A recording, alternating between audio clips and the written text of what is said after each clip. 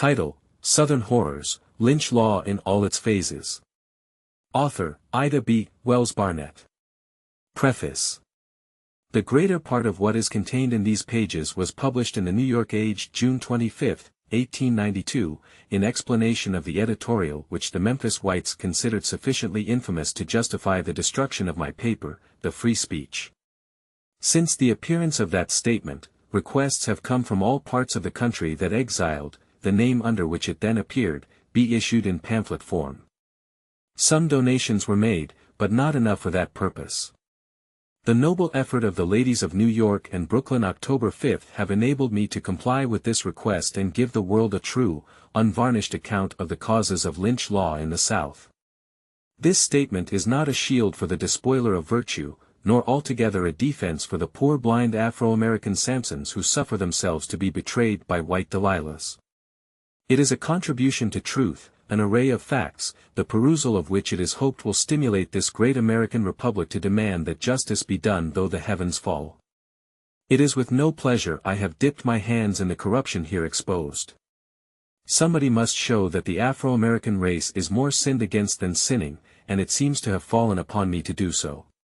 The awful death roll that Judge Lynch is calling every week is appalling, not only because of the lives it takes, the rank cruelty and outrage to the victims, but because of the prejudice it fosters and the stain it places against the good name of a weak race. The Afro-American is not a bestial race. If this work can contribute in any way toward proving this, and at the same time arouse the conscience of the American people to a demand for justice to every citizen, and punishment by law for the lawless, I shall feel I have done my race a service. Other considerations are of minor importance. Ida B. Wells. New York City, October 26, 1892. To the Afro-American women of New York and Brooklyn, whose race love, earnest zeal and unselfish effort at Lyric Hall, in the city of New York, on the night of October 5, 1892, made possible its publication, this pamphlet is gratefully dedicated by the author. Hon. Fred. Douglas's letter. Dear Miss Wells, let me give you thanks for your faithful paper on the lynch abomination now generally practiced against colored people in the South. There has been no word equal to it in convincing power. I have spoken, but my word is feeble in comparison. You give us what you know and testify from actual knowledge. You have dealt with the facts with cool, painstaking fidelity and left those naked and uncontradicted facts to speak for themselves. Brave woman! You have done your people and mine a service which can neither be weighed nor measured.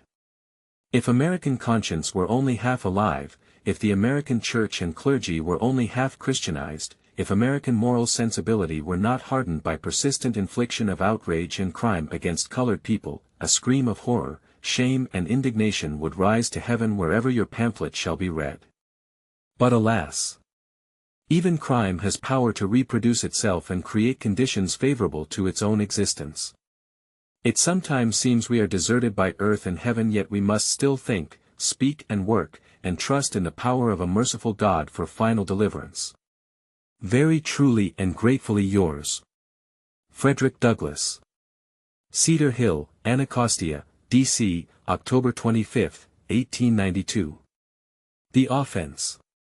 Wednesday evening, May 24, 1892, the city of Memphis was filled with excitement.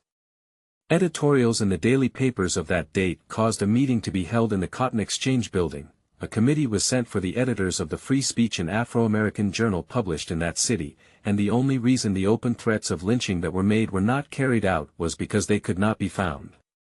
The cause of all this commotion was the following editorial published in the Free Speech May 21, 1892, the Saturday previous. 8 Negroes lynched since last issue of the Free Speech. 1 at Little Rock, Arkansas, last Saturday morning, where the citizens broke into the penitentiary and got their man, 3 near Anniston, Alabama, 1 near New Orleans, and 3 at Clarksville, GA, the last 3 for killing a white man, and 5 on the same old racket, the new alarm about raping white women. The same program of hanging, then shooting bullets into the lifeless bodies was carried out to the letter. Nobody in this section of the country believes the old threadbare lie that Negro men rape white women. If Southern white men are not careful, they will overreach themselves and public sentiment will have a reaction. A conclusion will then be reached which will be very damaging to the moral reputation of their women. The daily commercial of Wednesday following, May 25, contained the following leader. Those Negroes who are attempting to make the lynching of individuals of their race a means for arousing the worst passions of their kind are playing with a dangerous sentiment. The Negroes may as well understand that there is no mercy for the Negro rapist and little patience with his defenders. A Negro organ printed in this city, in a recent issue publishes the following atrocious paragraph. Nobody in this section of the country believes the old threadbare lie that Negro men rape white women. If Southern white men are not careful they will overreach themselves, and public sentiment will have a reaction, and a conclusion will be reached which will be very damaging to the moral reputation of their women. The fact that a black scoundrel is allowed to live and utter such loathsome and repulsive calumnies is a volume of evidence as to the wonderful patience of Southern whites. But we have had enough of it. There are some things that the Southern white man will not tolerate, and the obscene intimations of the foregoing have brought the writer to the very outermost limit of public patience. We hope we have said enough. The Evening Scimitar of same date, copied the commercial's editorial with these words of comment. Patience under such circumstances is not a virtue. If the Negroes themselves do not apply the remedy without delay it will be the duty of those whom he has attacked to tie the wretch who utters these calumnies to a stake at the intersection of Main and Madison Sts, brand him in the forehead with a hot iron and perform upon him a surgical operation with a pair of tailor's shears. Acting upon this advice, the leading citizens met in the Cotton Exchange building the same evening, and threats of lynching were freely indulged, not by the lawless element upon which the deviltry of the South is usually saddled, but by the leading businessmen, in their leading business center. Mr. Fleming, the business manager and owning a half-interest the Free Speech, had to leave town to escape the mob, and was afterwards ordered not to return. Letters and telegrams sent me in New York where I was spending my vacation advised me that bodily harm awaited my return. Creditors took possession of the office and sold the outfit, and the Free Speech was as if it had never been. The editorial in question was prompted by the many inhuman and fiendish lynchings of Afro-Americans which have recently taken place and was meant as a warning. 8 lynched in 1 week and 5 of them charged with rape. The thinking public will not easily believe freedom and education more brutalizing than slavery, and the world knows that the crime of rape was unknown during 4 years of civil war, when the white women of the South were at the mercy of the race which is all at once charged with being a bestial one. Since my business has been destroyed and I am an exile from home because of that editorial, the issue has been forced, and as the writer of it I feel that the race and the public generally should have a statement of the facts as they exist. They will serve at the same time as a defense for the Afro-American Samsons who suffer themselves to be betrayed by white Delilahs. The whites of Montgomery, Alabama, knew J.C. Duke sounded the keynote of the situation, which they would gladly hide from the world, when he said in his paper, The Herald, 5 years ago, "Why is it that white women attract Negro men now more than in former days? There was a time when such a thing was unheard of. There is a secret to this thing, and we greatly suspect it is the growing appreciation of white Juliets for colored Romeos." Mr. Duke, like the Free Speech proprietors, was forced to leave the city for reflecting on the hona of white women and his paper suppressed, but the truth remains that Afro-American men do not always rape white women without their consent. Mr. Duke, before leaving Montgomery, signed a card disclaiming any intention of slandering Southern white women. The editor of the Free Speech has no disclaimer to enter, but asserts instead that there are many white women in the South who would marry colored men if such an act would not place them at once beyond the pale of society and within the clutches of the law. The miscegnation laws of the South only operate against the legitimate union of the races. They leave the white man free to seduce all the colored girls he can, but it is death to the colored man who yields to the force and advances of a similar attraction in white women.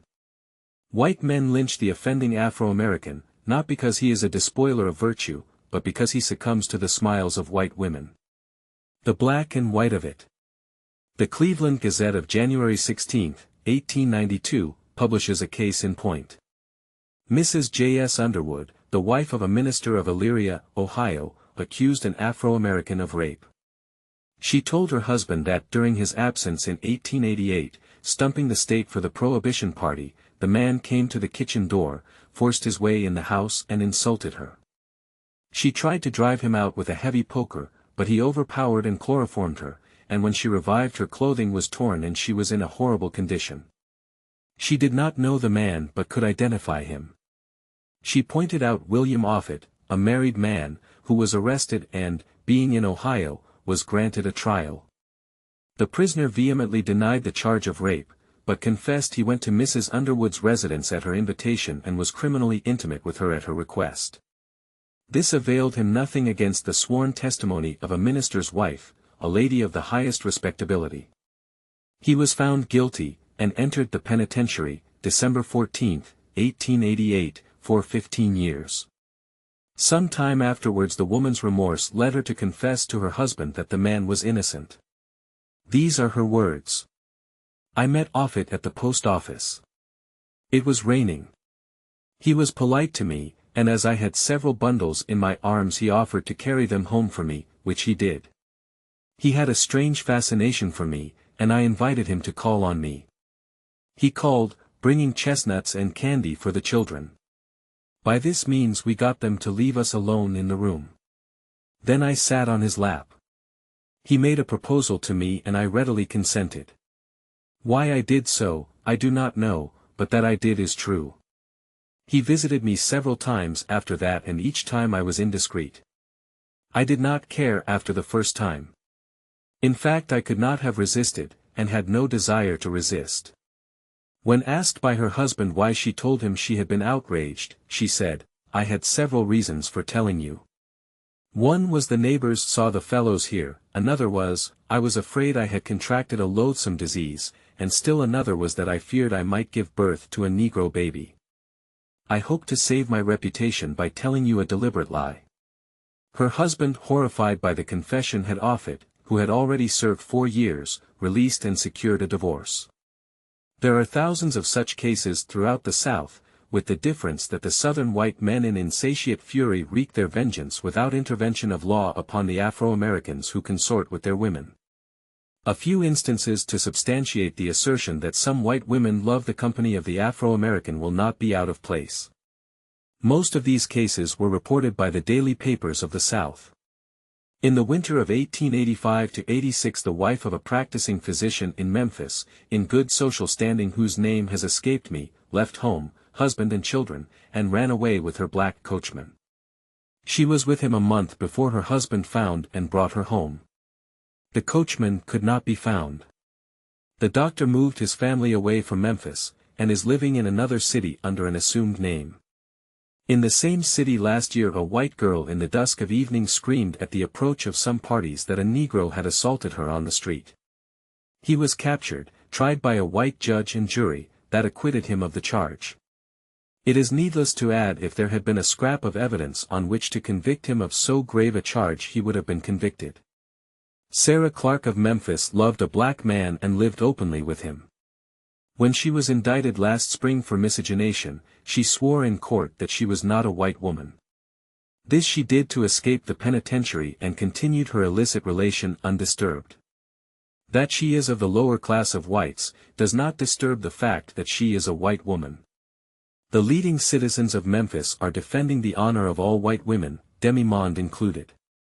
Since the manager of the Free Speech has been run away from Memphis by the guardians of the honor of Southern white women, a young girl living on Poplar Street, who was discovered in intimate relations with a handsome mulatto young colored man, Will Morgan by name, stole her father's money to send the young fellow away from that father's wrath.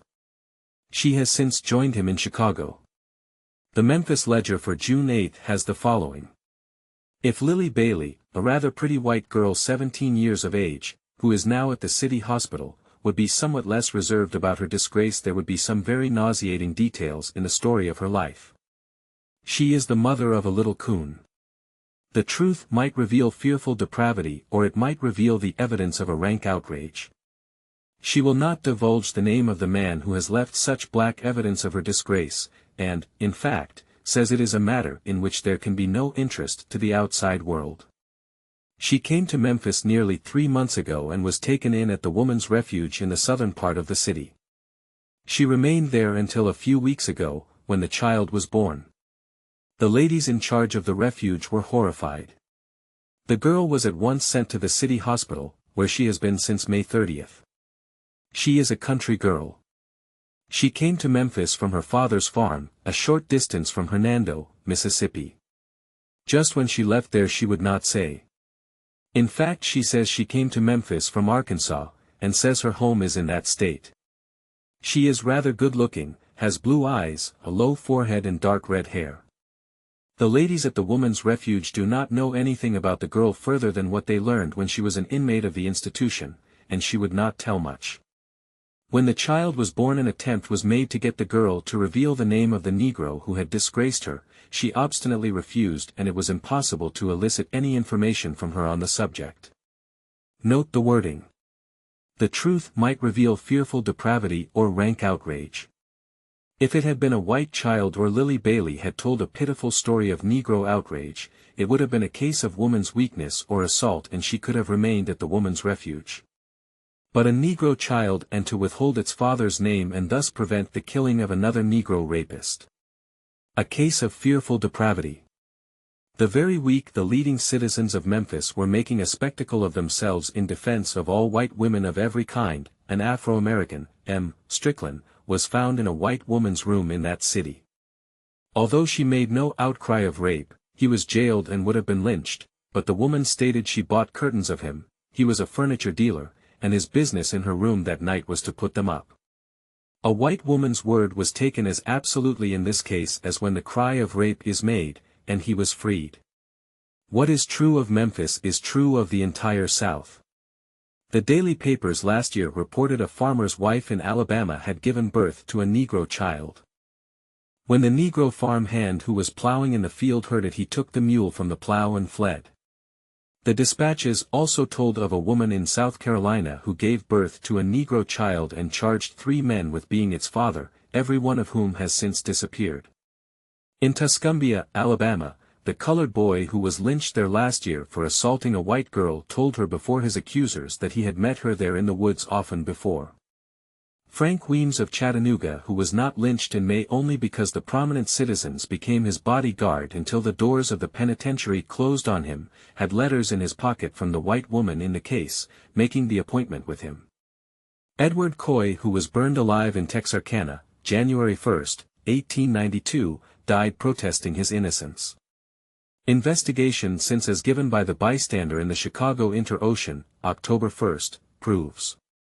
1. The woman who was paraded as a victim of violence was of bad character, her husband was a drunkard and a gambler. 2. She was publicly reported and generally known to have been criminally intimate with Coy for more than a year previous. 3. She was compelled by threats, if not by violence, to make the charge against the victim. 4. When she came to apply the match, Coy asked her if she would burn him after they had been sweethearting so long. 5. A large majority of the superior white men prominent in the affair are the reputed fathers of mulatto children.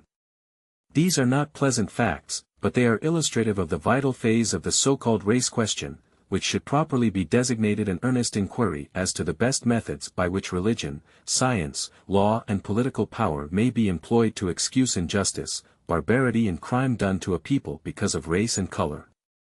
There can be no possible belief that these people were inspired by any consuming zeal to vindicate God's law against misagnationists of the most practical sort. The woman was a willing partner in the victim's guilt, and being of the superior race must naturally have been more guilty.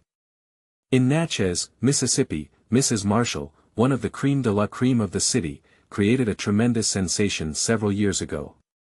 She has a black coachman who was married, and had been in her employ several years. During this time she gave birth to a child whose color was remarked, but traced to some brunette ancestor, and one of the fashionable dames of the city was its godmother. Mrs. Marshall's social position was unquestioned, and wealth showered every dainty on this child, which was idolized with its brothers and sisters by its white papa. In course of time another child appeared on the scene, but it was unmistakably dark. All were alarmed, and rush of blood, strangulation were the conjectures, but the doctor, when asked the cause, grimly told them it was a Negro child. There was a family conclave, the coachman heard of it and leaving his own family went west, and has never returned. As soon as Mrs. Marshall was able to travel, she was sent away in deep disgrace. Her husband died within the year of a broken heart. Ebenezer Fowler, the wealthiest colored man in Issaquah County, Mississippi, was shot down on the street in Mayersville, January 30, 1885, just before dark by an armed body of white men who filled his body with bullets. They charged him with writing a note to a white woman of the place, which they intercepted and which proved there was an intimacy existing between them. Hundreds of such cases might be cited, but enough have been given to prove the assertion that there are white women in the South who love the Afro-Americans' company, even as there are white men notorious for their preference for Afro-American women. There is hardly a town in the South which has not an instance of the kind which is well known, and hence the assertion is reiterated that nobody in the South believes the old threadbare lie that Negro men rape white women. Hence there is a growing demand among Afro-Americans that the guilt or innocence of parties accused of rape be fully established. They know the men of the section of the country who refuse this are not so desirous of punishing rapists as they pretend. The utterances of the leading white men show that with them it is not the crime but the class. Bishop Fitzgerald has become apologist for lynchers of the rapists of white women only.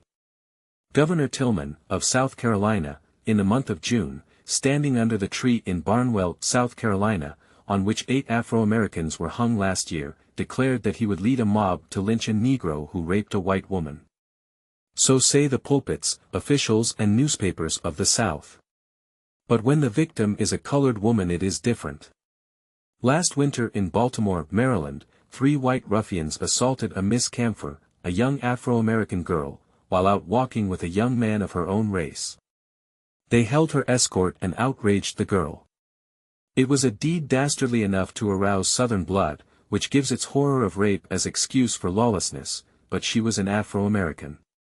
The case went to the courts, an Afro-American lawyer defended the men and they were acquitted. In Nashville, Tennessee, there is a white man, Pat Hanifan, who outraged a little Afro-American girl, and, from the physical injuries received, she has been ruined for life. He was jailed for 6 months, discharged, and is now a detective in that city. In the same city, last May, a white man outraged an Afro-American girl in a drugstore. He was arrested, and released on bail at the trial. It was rumored that 500 Afro-Americans had organized to lynch him. 250 white citizens armed themselves with Winchesters and guarded him. A cannon was placed in front of his home, and the Buchanan Rifles, state militia, ordered to the scene for his protection. The Afro-American mob did not materialize. Only 2 weeks before F. Grizzard, who had only been charged with rape upon a white woman, had been taken from the jail, with Governor Buchanan and the police and militia standing by, dragged through the streets in broad daylight, knives plunged into him at every step, and with every fiendish cruelty a frenzied mob could devise, he was at last swung out on the bridge with hands cut to pieces as he tried to climb up the stanchions. A naked, bloody example of the bloodthirstiness of the 19th-century civilization of the Athens of the South. No cannon or military was called out in his defense. He dared to visit a white woman. At the very moment these civilized whites were announcing their determination to protect their wives and daughters, by murdering Grizzard, a white man was in the same jail for raping 8-year-old Maggie Reese, an Afro-American girl. He was not harmed. The honor of grown women who were glad enough to be supported by the Grizzard boys and Ed Coy, as long as the liaison was not known, needed protection, they were white. The outrage upon helpless childhood needed no avenging in this case, she was black. A white man in Guthrie, Oklahoma Territory, 2 months ago inflicted such injuries upon another Afro-American child that she died.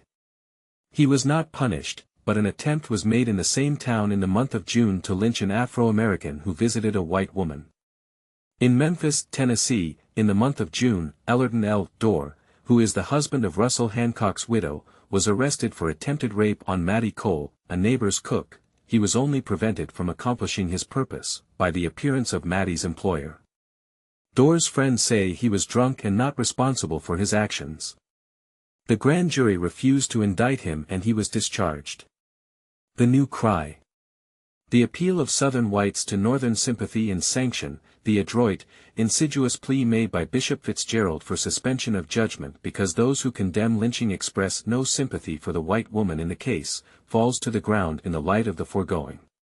From this exposition of the race issue in Lynch Law, the whole matter is explained by the well-known opposition growing out of slavery to the progress of the race. This is crystallized in the oft-repeated slogan, "This is a white man's country and the white man must rule." The South resented giving the Afro-American his freedom, the ballot box and the civil rights law. The raids of the Ku Klux and white liners to subvert Reconstruction government, the Hamburg and Ellerton, S.C., the Copiah County, Mississippi, and the Lafayette Parish, La, massacres were excused as the natural resentment of intelligence against government by ignorance. Honest white men practically conceded the necessity of intelligence murdering ignorance to correct the mistake of the general government, and the race was left to the tender mercies of the solid South. Thoughtful Afro-Americans with the strong arm of the government withdrawn and with the hope to stop such wholesale massacres urged the race to sacrifice its political rights for sake of peace. They honestly believed the race should fit itself for government, and when that should be done, the objection to race participation in politics would be removed. But the sacrifice did not remove the trouble, nor move the South to justice. One by one the Southern states have legally disfranchised the Afro-American, and since the repeal of the Civil Rights Bill nearly every Southern state has passed separate car laws with a penalty against their infringement. The race regardless of advancement is penned into filthy, stifling petitions cut off from smoking cars. All this while, although the political cause has been removed, the butcheries of black men at Barnwell, South Carolina, Carrollton, Mississippi, Waycross, Georgia, and Memphis, Tennessee, have gone on, also the flaying alive of a man in Kentucky, the burning of one in Arkansas, the hanging of a 15-year-old girl in Louisiana, a woman in Jackson, Tennessee, and one in Hollandale, Mississippi, until the dark and bloody record of the South shows 728 Afro-Americans lynched during the past 8 years. Not 50 of these were for political causes, the rest were for all manner of accusations from that of rape of white women, to the case of the boy Will Lewis who was hanged at Tullahoma, Tennessee, last year for being drunk and sassy to white folks. These statistics compiled by the Chicago Tribune were given the first of this year, 1892. Since then, not less than 150 have been known to have met violent death at the hands of cruel bloodthirsty mobs during the past 9 months. To palliate this record, which grows worse as the Afro-American becomes intelligent, and excuse some of the most heinous crimes that ever stained the history of a country, the South is shielding itself behind the plausible screen of defending the honor of its women. This, too, in the face of the fact that only 1/3 of the 728 victims to mobs have been charged with rape, to say nothing of those of that 1/3 who were innocent of the charge. A white correspondent of the Baltimore Sun declares that the Afro-American who was lynched in Chestertown, Maryland, in May for assault on a white girl was innocent, that the deed was done by a white man who had since disappeared. The girl herself maintained that her assailant was a white man. When that poor Afro-American was murdered, the whites excused their refusal of a trial on the ground that they wished to spare the white girl the mortification of having to testify in court. This cry has had its effect. It has closed the heart, stifled the conscience, warped the judgment and hushed the voice of press and pulpit on the subject of lynch law throughout this land of liberty. Men who stand high in the esteem of the public for Christian character, for moral and physical courage, for devotion to the principles of equal and exact justice to all, and for great sagacity, stand as cowards who fear to open their mouths before this great outrage. They do not see that by their tacit encouragement, their silent acquiescence, the black shadow of lawlessness in the form of lynch law is spreading its wings over the whole country. Men who, like Governor Tillman, start the ball of lynch law rolling for a certain crime, are powerless to stop it when drunken or criminal white toughs feel like hanging an Afro-American on any pretext. Even to the better class of Afro-Americans the crime of rape is so revolting they have too often taken the white man's word and given lynch law neither the investigation nor condemnation it deserved. They forget that a concession of the right to lynch a man for a certain crime, not only concedes the right to lynch any person for any crime, but, so frequently is the cry of rape now raised, it is in a fair way to stamp us a race of rapists and desperados. They have gone on hoping and believing that general education and financial strength would solve the difficulty, and are devoting their energies to the accumulation of both. The mob spirit has grown with the increasing intelligence of the Afro-American. It has left the out-of-the-way places where ignorance prevails, has thrown off the mask, and with this new cry stalks in broad daylight in large cities, the centers of civilization, and is encouraged by the leading citizens and the press. The malicious and untruthful white press. The Daily Commercial and Evening Scimitar of Memphis, Tennessee, are owned by leading business men of that city, and yet, in spite of the fact that there had been no white woman in Memphis outraged by an Afro-American, and that Memphis possessed a thrifty law-abiding, property-owning class of Afro-Americans, the Commercial of May 17, under the head of More Rapes, More Lynchings, gave utterance to the following. The lynching of 3 Negro scoundrels reported in our dispatches from Anniston, Alabama, for a brutal outrage committed upon a white woman will be a text for much comment on Southern barbarism by Northern newspapers, but we fancy it will hardly prove effective for campaign purposes among intelligent people. The frequency of these lynchings calls attention to the frequency of the crimes which causes lynching. The Southern barbarism which deserves the serious attention of all people North and South, is the barbarism which preys upon weak and defenseless women. Nothing but the most prompt, speedy, and extreme punishment can hold in check the horrible and bestial propensities of the Negro race. There is a strange similarity about a number of cases of this character which have lately occurred. In each case the crime was deliberately planned and perpetrated by several Negroes. They watched for an opportunity when the women were left without a protector. It was not a sudden yielding to a fit of passion, but the consummation of a devilish purpose which has been seeking and waiting for the opportunity. This feature of the crime not only makes it the most fiendishly brutal, but it adds to the terror of the situation in the thinly settled country communities. No man can leave his family at night without the dread that some roving Negro ruffian is watching and waiting for this opportunity. The swift punishment which invariably follows these horrible crimes doubtless acts as a deterring effect upon the Negroes in that immediate neighborhood for a short time. But the lesson is not widely learned nor long remembered. Then such crimes, equally atrocious, have happened in quick succession, one in Tennessee, one in Arkansas, and one in Alabama.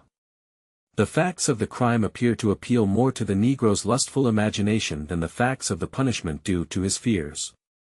He sets aside all fear of death in any form when opportunity is found for the gratification of his bestial desires. There is small reason to hope for any change for the better. The commission of this crime grows more frequent every year. The generation of Negroes which have grown up since the war have lost in large measure the traditional and wholesome awe of the white race which kept the Negroes in subjection, even when their masters were in the army, and their families left unprotected except by the slaves themselves. There is no longer a restraint upon the brute passion of the Negro. What is to be done? The crime of rape is always horrible, but the Southern man there is nothing which so fills the soul with horror, loathing and fury as the outraging of a white woman by a Negro. It is the race question in the ugliest, vilest, most dangerous aspect. The Negro as a political factor can be controlled. But neither laws nor lynchings can subdue his lusts. Sooner or later it will force a crisis. We do not know in what form it will come. In its issue of June 4, the Memphis Evening Scimitar gives the following excuse for Lynch Law. Aside from the violation of white women by Negroes, which is the outcropping of a bestial perversion of instinct, the chief cause of trouble between the races in the South is the Negro's lack of manners. In the state of slavery he learned politeness from association with white people, who took pains to teach him. Since the emancipation came and the tie of mutual interest and regard between master and servant was broken, the Negro has drifted away into a state which is neither freedom nor bondage. Lacking the proper inspiration of the one and the restraining force of the other, he has taken up the idea that boorish insolence is independence, and the exercise of a decent degree of breeding toward white people is identical with servile submission. In consequence of the prevalence of this notion there are many Negroes who use every opportunity to make themselves offensive, particularly when they think it can be done with impunity. We have had too many instances right here in Memphis to doubt this, and our experience is not exceptional. The white people won't stand this sort of thing, and whether they be insulted as individuals or as a race, the response will be prompt and effectual. The bloody riot of 1866, in which so many Negroes perished, was brought on principally by the outrageous conduct of the blacks toward the whites on the streets. It is also a remarkable and discouraging fact that the majority of such scoundrels are Negroes who have received educational advantages at the hands of the white taxpayers. They have got just enough of learning to make them realize how hopelessly their race is behind the other in everything that makes a great people, and they attempt to get even by insolence, which is ever the resentment of inferiors. There are well-bred Negroes among us, and it is truly unfortunate that they should have to pay, even in part, the penalty of the offenses committed by the baser sort, but this is the way of the world. The innocent must suffer for the guilty. If the Negroes as a people possessed 100th part of the self-respect which is evidenced by the courteous bearing of some that the scimitar could name, the friction between the races would be reduced to a minimum. It will not do to beg the question by pleading that many white men are also stirring up strife. The Caucasian blackguard simply obeys the promptings of a depraved disposition, and he is seldom deliberately rough or offensive toward strangers or unprotected women. The Negro tough, on the contrary, is given to just that kind of offending, and he almost invariably singles out white people as his victims. On March 9, 1892, there were lynched in this same city 3 of the best specimens of young since-the-war Afro-American manhood. They were peaceful, law-abiding citizens and energetic businessmen. They believed the problem was to be solved by eschewing politics and putting money in the purse. They owned a flourishing grocery business in a thickly populated suburb of Memphis, and a white man named Barrett had one on the opposite corner. After a personal difficulty which Barrett sought by going into the people's grocery drawing a pistol and was thrashed by Calvin McDowell, he, Barrett, threatened to clean them out. These men were a mile beyond the city limits and police protection. Hearing that Barrett's crowd was coming to attack them Saturday night, they mustered forces, and prepared to defend themselves against the attack. When Barrett came he led a posse of officers, 12 in number, who afterward claimed to be hunting a man for whom they had a warrant. That 12 men in citizens' clothes should think it necessary to go in the night to hunt one man who had never before been arrested, or made any record as a criminal has never been explained.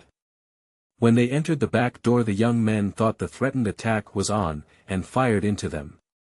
3 of the officers were wounded, and when the defending party found it was officers of the law upon whom they had fired, they ceased and got away. 31 men were arrested and thrown in jail as conspirators, although they all declared more than once they did not know they were firing on officers. Excitement was at fever beat until the morning papers, 2 days after, announced that the wounded deputy sheriffs were out of danger. This hindered rather than helped the plans of the whites. There was no law on the statute books which would execute an Afro-American for wounding a white man, but the unwritten law did. 3 of these men, the president, the manager and clerk of the grocery, the leaders of the conspiracy, were secretly taken from jail and lynched in a shockingly brutal manner.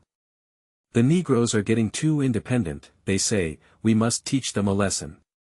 What lesson? The lesson of subordination. Kill the leaders and it will cow the Negro who dares to shoot a white man, even in self-defense. Although the race was wild over the outrage, the mockery of law and justice which disarmed men and locked them up in jails where they could be easily and safely reached by the mob, the Afro-American ministers, newspapers and leaders counseled obedience to the law which did not protect them. Their counsel was heeded and not a hand was uplifted to resent the outrage. Following the advice of the free speech, people left the city in great numbers. The dailies and Associated Press reports heralded these men to the country as toughs, and Negro desperados who kept a low dive. This same press service printed that the Negro who was lynched at Indianola, Mississippi, in May, had outraged the sheriff's 8-year-old daughter. The girl was more than 18 years old, and was found by her father in this man's room, who was a servant on the place. Not content with misrepresenting the race, the mob spirit was not to be satisfied until the paper which was doing all it could to counteract this impression was silenced. The colored people were resenting their bad treatment in a way to make itself felt, yet gave the mob no excuse for further murder, until the appearance of the editorial, which is construed as a reflection on the honor of the Southern white women. It is not half so libelous as that of the commercial which appeared 4 days before, and which has been given in these pages. They would have lynched the manager of the Free Speech for exercising the right of free speech if they had found him as quickly as they would have hung a rapist, and glad of the excuse to do so. The owners were ordered not to return, the free speech was suspended with as little compunction as the business of the People's Grocery broken up and the proprietors murdered. The South's position. Henry W. Grady in his well-remembered speeches in New England and New York pictured the Afro-American as incapable of self-government. Through him and other leading men the cry of the South to the country has been hands off. Leave us to solve our problem. To the Afro-American the South says, the white man must and will rule. There is little difference between the antebellum South and the New South. Her white citizens are wedded to any method however revolting, any measure however extreme, for the subjugation of the young manhood of the race. They have cheated him out of his ballot, deprived him of civil rights or redress therefor in the civil courts, robbed him of the fruits of his labor, and are still murdering, burning and lynching him. The result is a growing disregard of human life. Lynch law has spread its insidious influence till men in New York State, Pennsylvania and on the free western plains feel they can take the law in their own hands with impunity, especially where an Afro-American is concerned. The South is brutalized to a degree not realized by its own inhabitants, and the very foundation of government, law and order, are imperiled. Public sentiment has had a slight reaction though not sufficient to stop the crusade of lawlessness and lynching.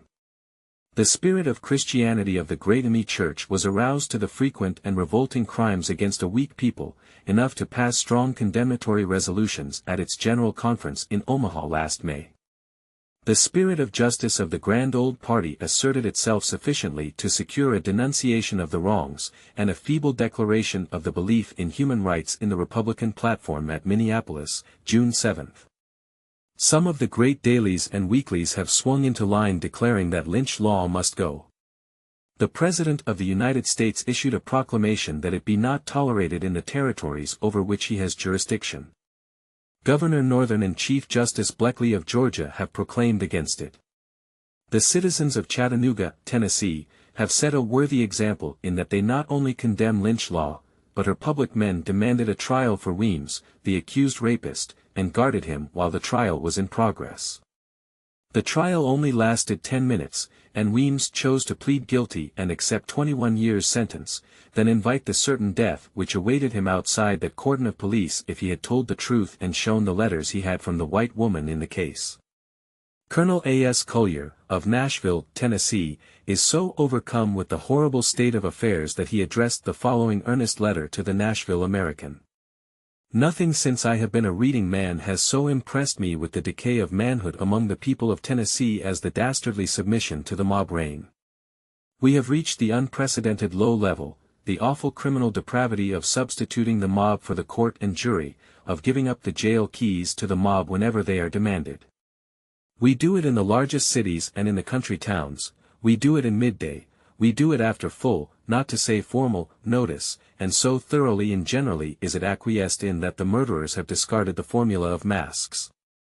They go into the town where everybody knows them, sometimes under the gaze of the governor, in the presence of the courts, in the presence of the sheriff and his deputies, in the presence of the entire police force, take out the prisoner, take his life, often with fiendish glee, and often with acts of cruelty and barbarism which impress the reader with a degeneracy rapidly approaching savage life. That the state is disgraced but faintly expresses the humiliation which has settled upon the once proud people of Tennessee. The state, in its majesty, through its organized life, for which the people pay liberally, makes but one record, but one note, and that a criminal falsehood, was hung by persons to the jury unknown. The murder at Shelbyville is only a verification of what every intelligent man knew would come, because with a mob a rumor is as good as a proof.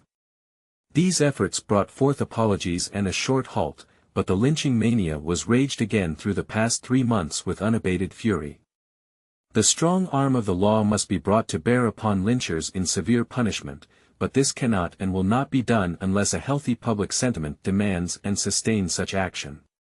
The men and women in the South who disapprove of lynching and remain silent on the perpetration of such outrages, are particeps criminis, accomplices, accessories before and after the fact, equally guilty with the actual lawbreakers who would not persist if they did not know that neither the law nor militia would be employed against them. Self-help. In the creation of this healthier public sentiment, the Afro-American can do for himself what no one else can do for him. The world looks on with wonder that we have conceded so much and remain law-abiding under such great outrage and provocation.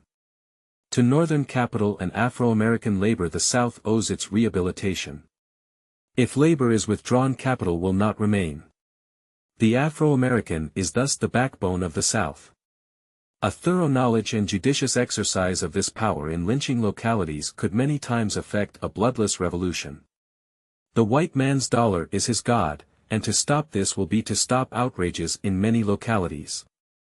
The Afro-Americans of Memphis denounced the lynching of 3 of their best citizens, and urged and waited for the authorities to act in the matter and bring the lynchers to justice.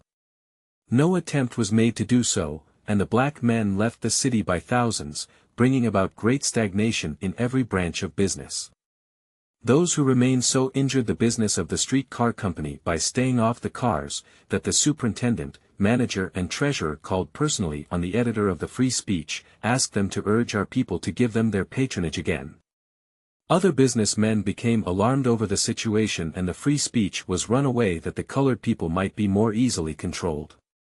A meeting of white citizens in June, 3 months after the lynching, passed resolutions for the first time, condemning it.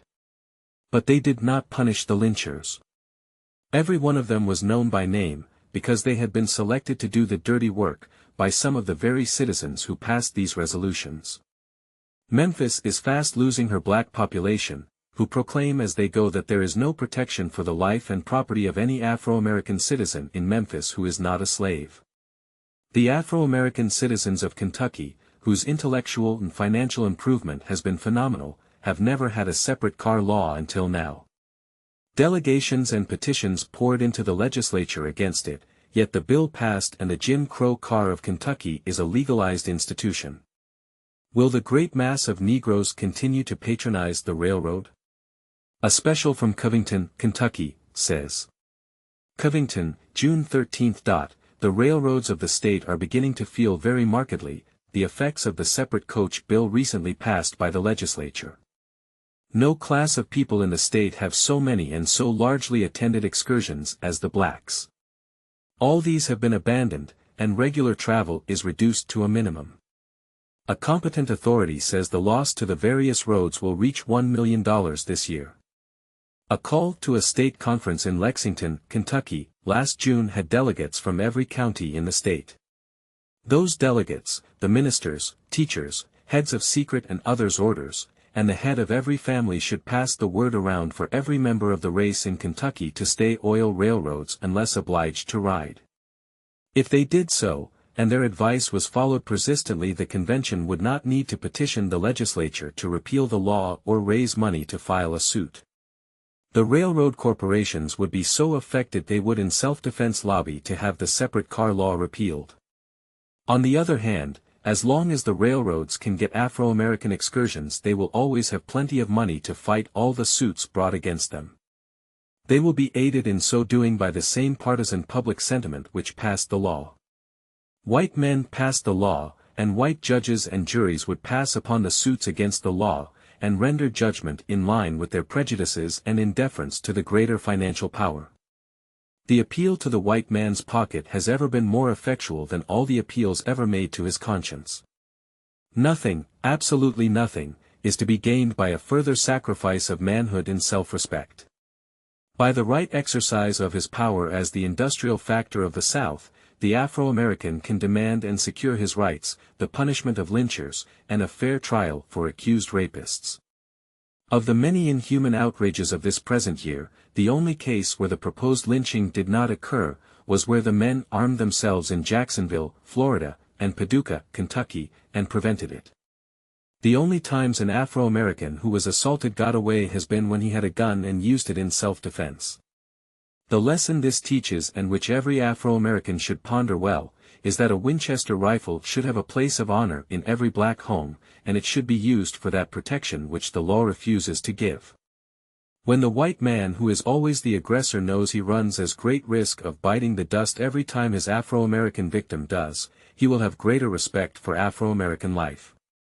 The more the Afro-American yields and cringes and begs, the more he has to do so, the more he is insulted, outraged and lynched. The assertion has been substantiated throughout these pages that the press contains unreliable and doctored reports of lynchings, and one of the most necessary things for the race to do is to get these facts before the public. The people must know before they can act, and there is no educator to compare with the press. The Afro-American papers are the only ones which will print the truth, and they lack means to employ agents and detectives to get at the facts. The race must rally a mighty host to the support of their journals, and thus enable them to do much in the way of investigation. A lynching occurred at Port Jarvis, New York, the first week in June. A white and colored man were implicated in the assault upon a white girl. It was charged that the white man paid the colored boy to make the assault, which he did on the public highway in broad daytime, and was lynched. This, too, was done by parties unknown. The white man in the case still lives. He was imprisoned and promises to fight the case on trial. At the preliminary examination, it developed that he had been a suitor of the girl's. She had repulsed and refused him, yet had given him money, and he had sent threatening letters demanding more. The day before this examination she was so wrought up, she left home and wandered miles away. When found she said she did so because she was afraid of the man's testimony. Why should she be afraid of the prisoner? Why should she yield to his demands for money if not to prevent him exposing something he knew? It seems explainable only on the hypothesis that a liaison existed between the colored boy and the girl, and the white man knew of it.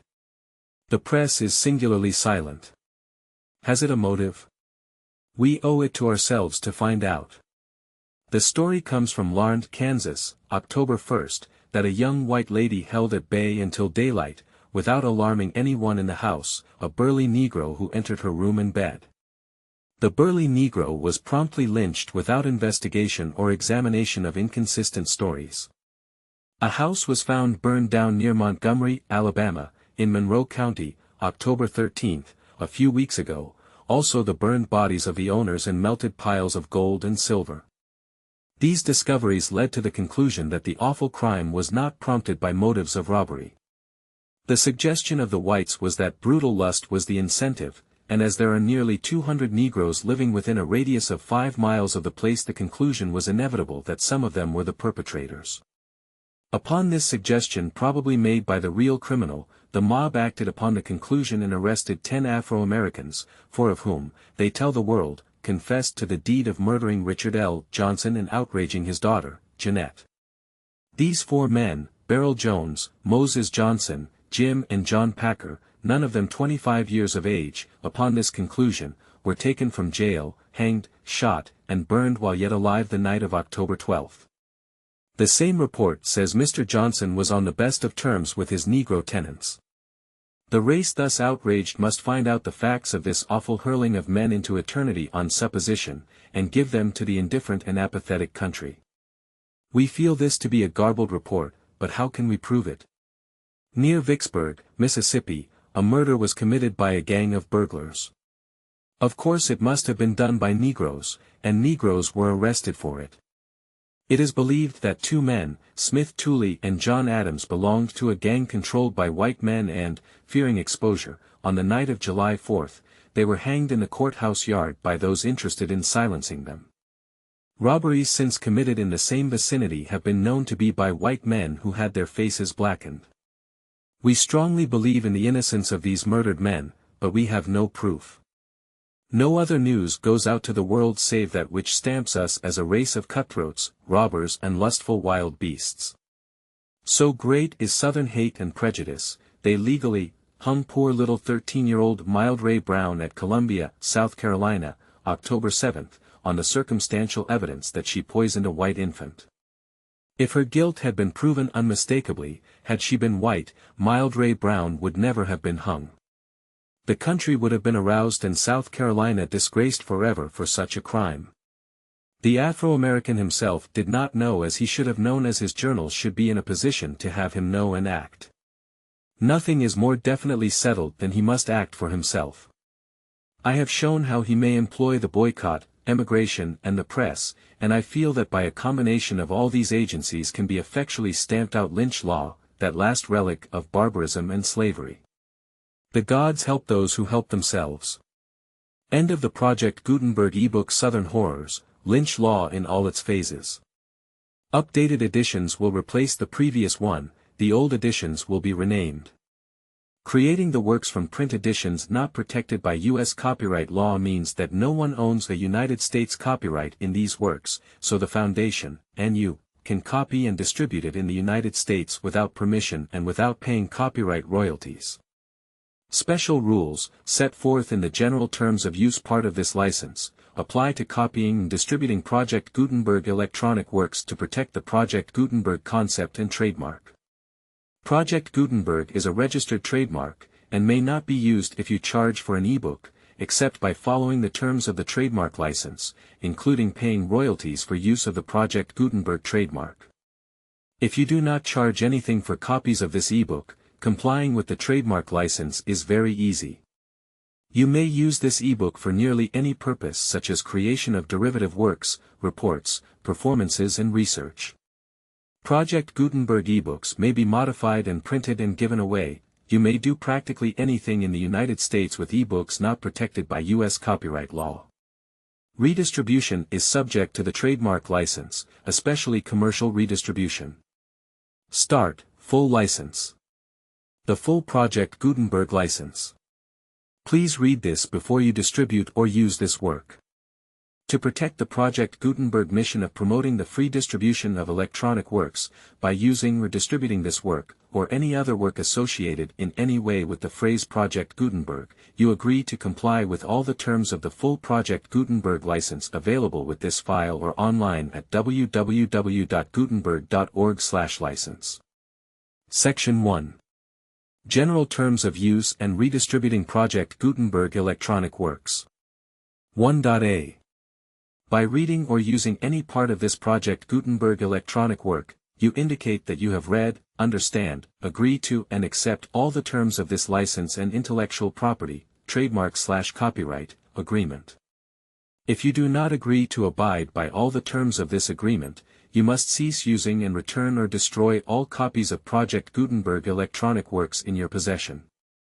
If you paid a fee for obtaining a copy of or access to a Project Gutenberg electronic work and you do not agree to be bound by the terms of this agreement, you may obtain a refund from the person or entity to whom you paid the fee as set forth in paragraph 1.e.8. 1.b. Project Gutenberg is a registered trademark. It may only be used on or associated in any way with an electronic work by people who agree to be bound by the terms of this agreement. There are a few things that you can do with most Project Gutenberg electronic works even without complying with the full terms of this agreement. See paragraph 1.c below. There are a lot of things you can do with Project Gutenberg electronic works if you follow the terms of this agreement and help preserve free future access to Project Gutenberg electronic works. See paragraph 1.e below. 1.c. The Project Gutenberg Literary Archive Foundation, the Foundation or PGLAF, owns a compilation copyright in the collection of Project Gutenberg electronic works. Nearly all the individual works in the collection are in the public domain in the United States. If an individual work is unprotected by copyright law in the United States and you are located in the United States, we do not claim a right to prevent you from copying, distributing, performing, displaying or creating derivative works based on the work as long as all references to Project Gutenberg are removed. Of course, we hope that you will support the Project Gutenberg mission of promoting free access to electronic works by freely sharing Project Gutenberg works in compliance with the terms of this agreement for keeping the Project Gutenberg name associated with the work. You can easily comply with the terms of this agreement by keeping this work in the same format with its attached full Project Gutenberg license when you share it without charge with others. 1.d. The copyright laws of the place where you are located also govern what you can do with this work. Copyright laws in most countries are in a constant state of change. If you are outside the United States, check the laws of your country in addition to the terms of this agreement before downloading, copying, displaying, performing, distributing or creating derivative works based on this work or any other Project Gutenberg work. The Foundation makes no representations concerning the copyright status of any work in any country other than the United States. 1.e Unless you have removed all references to Project Gutenberg. 1.e.1. The following sentence, with active links to, or other immediate access to, the full Project Gutenberg license must appear prominently whenever any copy of a Project Gutenberg work, any work on which the phrase Project Gutenberg appears, or with which the phrase Project Gutenberg is associated, is accessed, displayed, performed, viewed, copied or distributed. This ebook is for the use of anyone anywhere in the United States and most other parts of the world at no cost and with almost no restrictions whatsoever. You may copy it, give it away or reuse it under the terms of the Project Gutenberg license included with this ebook or online at www.gutenberg.org. If you are not located in the United States, you will have to check the laws of the country where you are located before using this ebook. 1.e.2. If an individual Project Gutenberg electronic work is derived from texts not protected by U.S. copyright law, does not contain a notice indicating that it is posted with permission of the copyright holder, the work can be copied and distributed to anyone in the United States without paying any fees or charges. If you are redistributing or providing access to a work with the phrase Project Gutenberg associated with or appearing on the work, you must comply either with the requirements of paragraphs 1.e.1 through 1.e.7 or obtain permission for the use of the work and the Project Gutenberg trademark as set forth in paragraphs 1.e.8 or 1.e.9. 1.e.3. If an individual Project Gutenberg electronic work is posted with the permission of the copyright holder, your use and distribution must comply with both paragraphs 1.e.1 through 1.e.7 and any additional terms imposed by the copyright holder. Additional terms will be linked to the Project Gutenberg license for all works posted with the permission of the copyright holder found at the beginning of this work. 1.e.4. Do not unlink or detach or remove the full Project Gutenberg license terms from this work, or any files containing a part of this work or any other work associated with Project Gutenberg. 1.e.5. Do not copy, display, perform, distribute or redistribute this electronic work, or any part of this electronic work, without prominently displaying the sentence set forth in paragraph 1.e.1 with active links or immediate access to the full terms of the Project Gutenberg license. 1.e.6.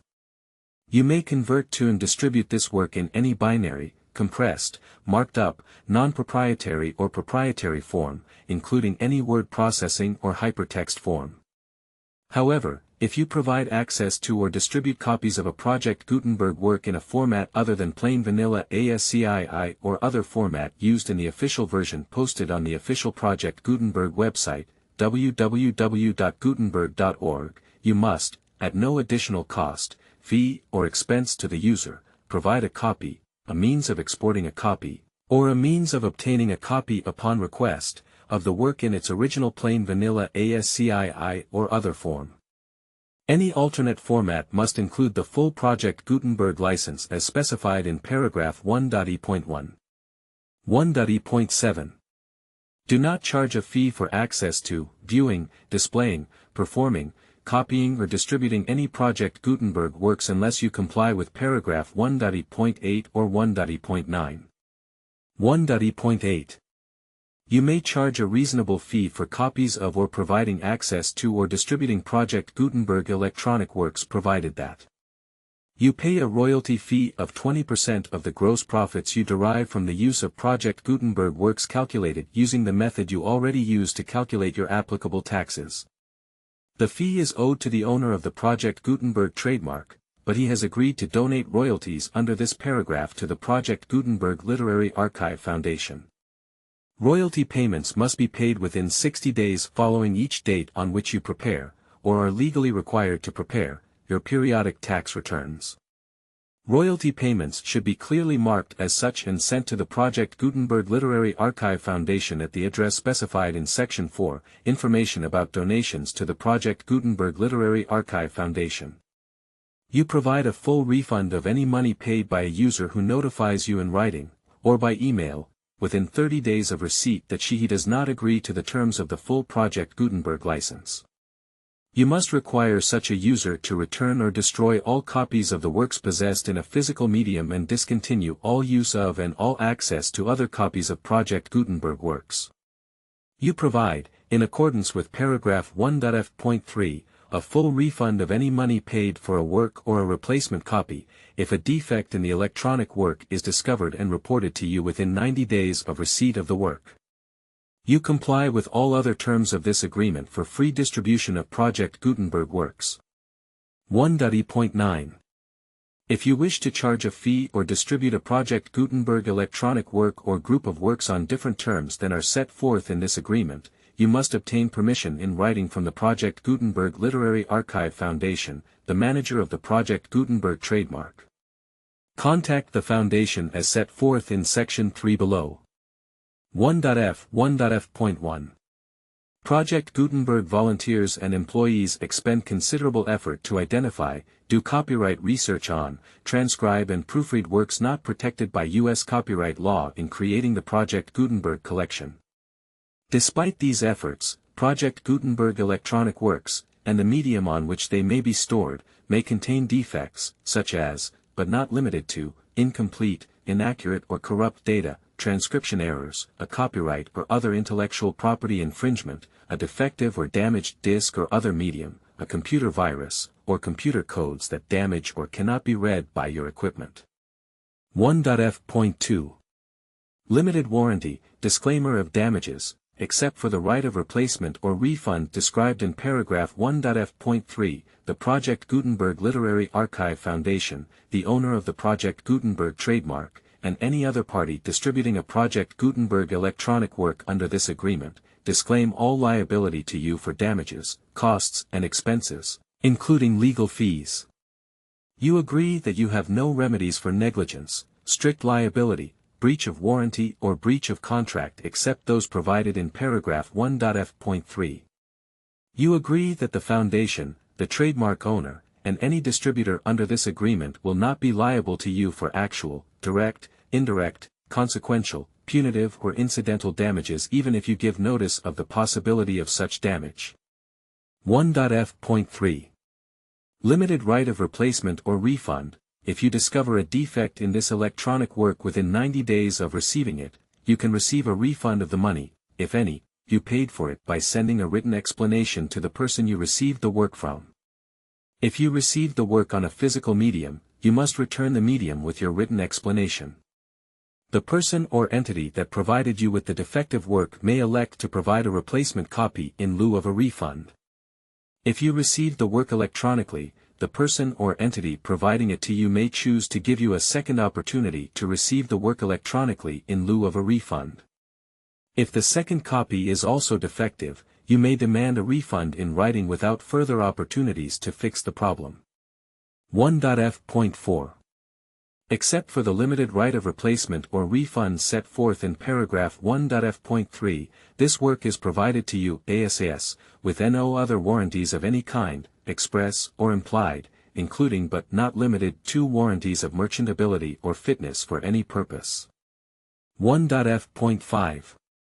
Some states do not allow disclaimers of certain implied warranties or the exclusion or limitation of certain types of damages. If any disclaimer or limitation set forth in this agreement violates the law of the state applicable to this agreement, the agreement shall be interpreted to make the maximum disclaimer or limitation permitted by the applicable state law. The invalidity or unenforceability of any provision of this agreement shall not void the remaining provisions. 1.f.6.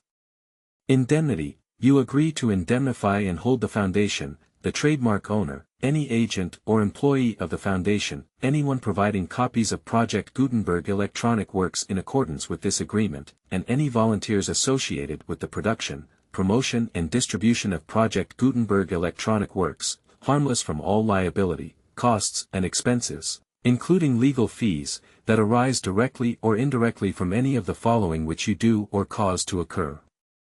A. Distribution of this or any Project Gutenberg work. B. Alteration, modification, or additions or deletions to any Project Gutenberg work, and C. Any defect you cause. Section 2. Information about the mission of Project Gutenberg. Project Gutenberg is synonymous with the free distribution of electronic works in formats readable by the widest variety of computers, including obsolete, old, middle-aged and new computers. It exists because of the efforts of hundreds of volunteers and donations from people in all walks of life. Volunteers and financial support to provide volunteers with the assistance they need are critical to reaching Project Gutenberg's goals and ensuring that the Project Gutenberg collection will remain freely available for generations to come. In 2001, the Project Gutenberg Literary Archive Foundation was created to provide a secure and permanent future for Project Gutenberg and future generations. To learn more about the Project Gutenberg Literary Archive Foundation and how your efforts and donations can help, see Sections 3 and 4 and the Foundation information page at www.gutenberg.org. Section 3. Information about the Project Gutenberg Literary Archive Foundation. The Project Gutenberg Literary Archive Foundation is a non-profit 501(c)(3) educational corporation organized under the laws of the state of Mississippi and granted tax-exempt status by the Internal Revenue Service. The Foundation's EIN or Federal Tax Identification Number is 64-6221541. Contributions to the Project Gutenberg Literary Archive Foundation are tax-deductible to the full extent permitted by U.S. federal laws and your state's laws. The Foundation's business office is located at 809 North 1500 West, Salt Lake City, Utah, 84116-801-596-1887. Email contact links and up-to-date contact information can be found at the Foundation's website and official page at www.gutenberg.org/contact. Section 4. Information about donations to the Project Gutenberg Literary Archive Foundation. Project Gutenberg depends upon and cannot survive without widespread public support and donations to carry out its mission of increasing the number of public domain and licensed works that can be freely distributed in machine-readable form accessible by the widest array of equipment including outdated equipment. Many small donations, $1 to $5,000, are particularly important to maintaining tax-exempt status with the IRS. The Foundation is committed to complying with the laws regulating charities and charitable donations in all 50 states of the United States. Compliance requirements are not uniform and it takes a considerable effort, much paperwork and many fees to meet and keep up with these requirements. We do not solicit donations in locations where we have not received written confirmation of compliance. To send donations or determine the status of compliance for any particular state, visit www.gutenberg.org/donate. While we cannot and do not solicit contributions from states where we have not met the solicitation requirements, we know of no prohibition against accepting unsolicited donations from donors in such states who approach us with offers to donate. International donations are gratefully accepted, but we cannot make any statements concerning tax treatment of donations received from outside the United States. U.S. laws alone swamp our small staff. Please check the Project Gutenberg web pages for current donation methods and addresses.